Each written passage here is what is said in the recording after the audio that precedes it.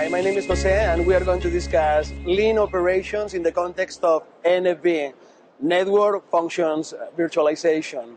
And we'll do that for the purpose of delivering service agility, because launching new applications in the marketplace should be as easy as getting them deployed with just one click. Now, this is a real environment. This is not a proof of concept. These are products that are either available today or in production in 2015, namely Motive Dynamic Operations, the OSS, Nuage Networks SDN framework, the Cloud WAN platform, which manages the management of the lifecycle of the VNFs, as well as orchestrates the underlying cloud infrastructure. Last but not least, we'll also be discussing the findings from Bell Labs research. And to complete the environment that we are operating with today, you will see a fully virtualized radio access network, as well as the core with the virtual EPC and virtual IMS, all working together to deliver this voice over LTE video session. We are going to follow two basic principles in this demonstration. Principle number one, these are very sophisticated systems. We are bringing them together. Therefore, there is no denying that we need to abstract out complexity to deliver simplicity. That way, we can manage operations. Principle number two, no matter what we do in the background, operationally speaking, the user experience, the video, should continue to play completely unscratched. And at the end of this demonstration, we'll review these two principles to see how we did.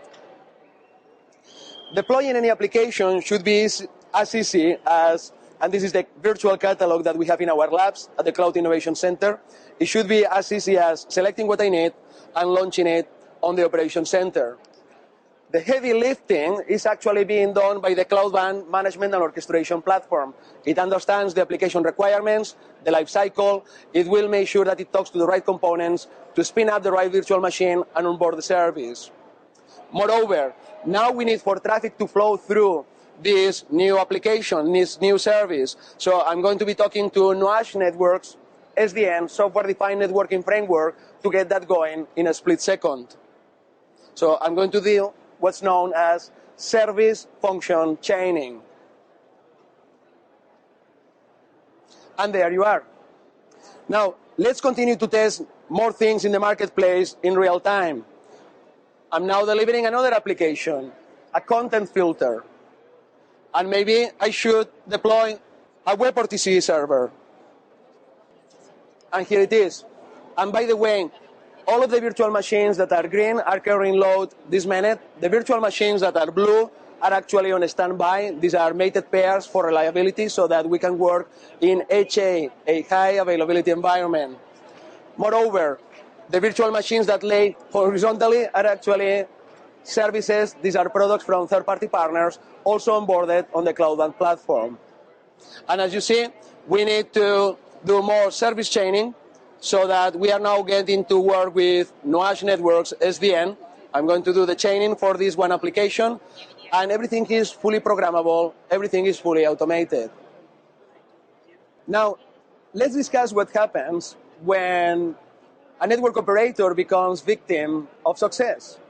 And that would be a situation where, let's say, this video service becomes very popular, it works well, and then there is pent-up demand. More users would like to use the service, and therefore traffic grows.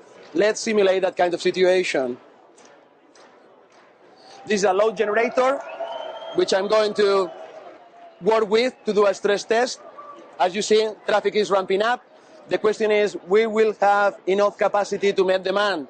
Things are not looking that good, but as we detect this thanks to Bell Labs analytics, we're starting to spin up new virtual machines onboard the service so that we can get some relief, as you will see, and then start working, with new users, new subscribers, without a glitch. The opposite is also true. Let's say that there is no longer that much demand for this one service. There aren't so many subscribers. Traffic is no longer flowing through the system at the same scale. Let's simulate that. Now traffic is going down this minute.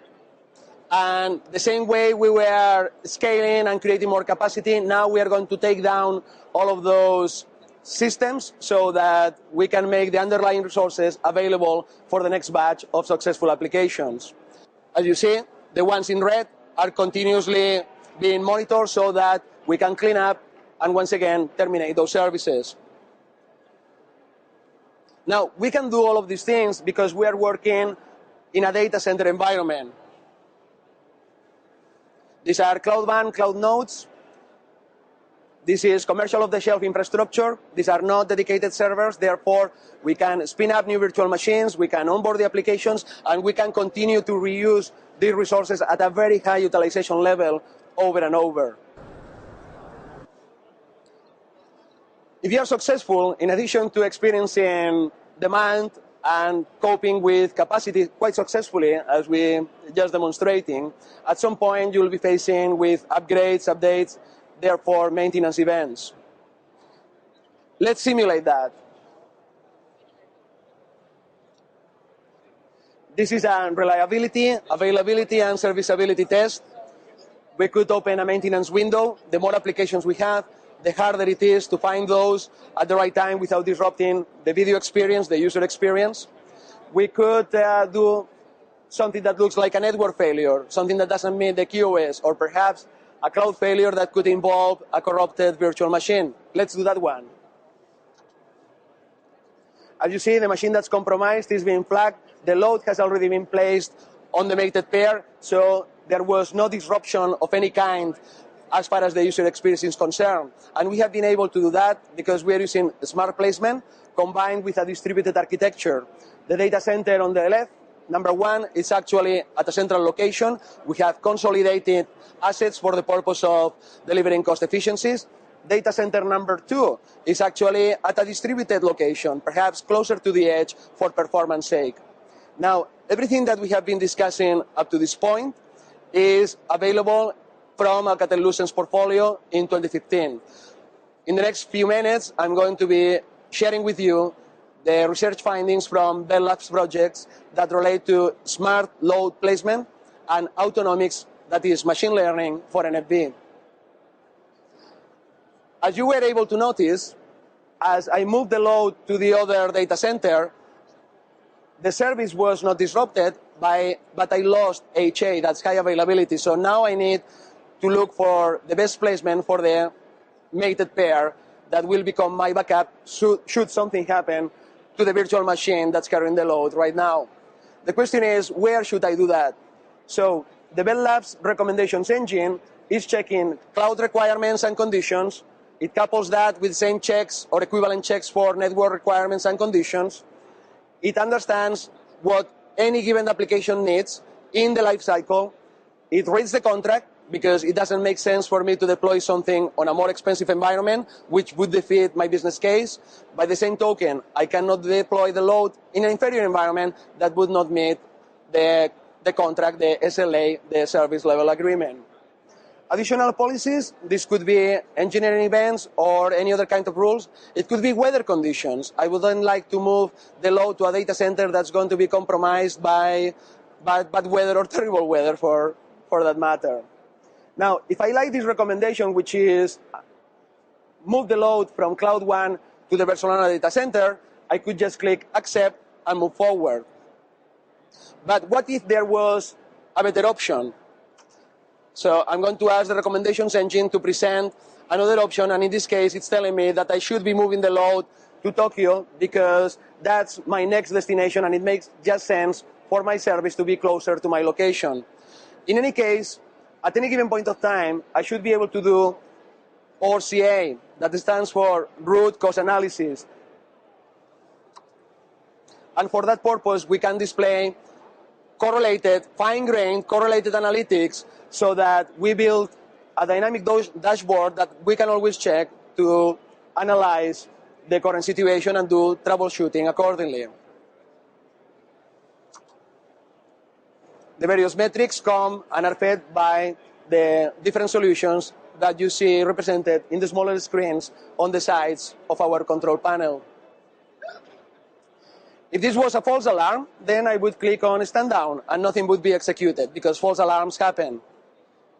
If I needed more time to get more data, to do further analysis, I click on standby, and that's what standby will allow me to do. There is also research on autonomics, as I was sharing before, which means that the recommendations engine, time after time, learns from these behaviors, and it can become more predictive, and therefore, eventually, over time, it gives you even better recommendations, further optimizing system performance as well as any other kind of efficiencies. I'm going to accept the recommendation that perhaps works best for me, which is Barcelona. And in the background, what you see is the very same things that we saw a minute ago.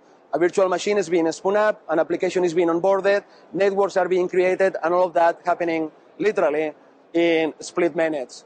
Very different from the present mode of operations where it takes filling out forms, having meetings, talking to people, and maybe it's hours, if not days, perhaps weeks, before we get anything done. Here, everything is fully programmable, fully automated.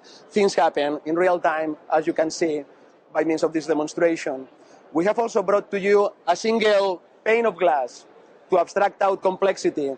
When drilling down, it pays to go to the UIs of the specific solutions. This is not an Alcatel-Lucent product. This is just meeting a requirement from many of our customers who are asking for the APIs from the various solutions so that they can build their own dashboards, their own screens. Well, this completes the demonstration, and as I was saying early on, 100% real. This is no POC, no proof of concept. All of the products, with the exception of Bell Labs Research that we just discussed, are currently available or in production in the year 2015. Thank you.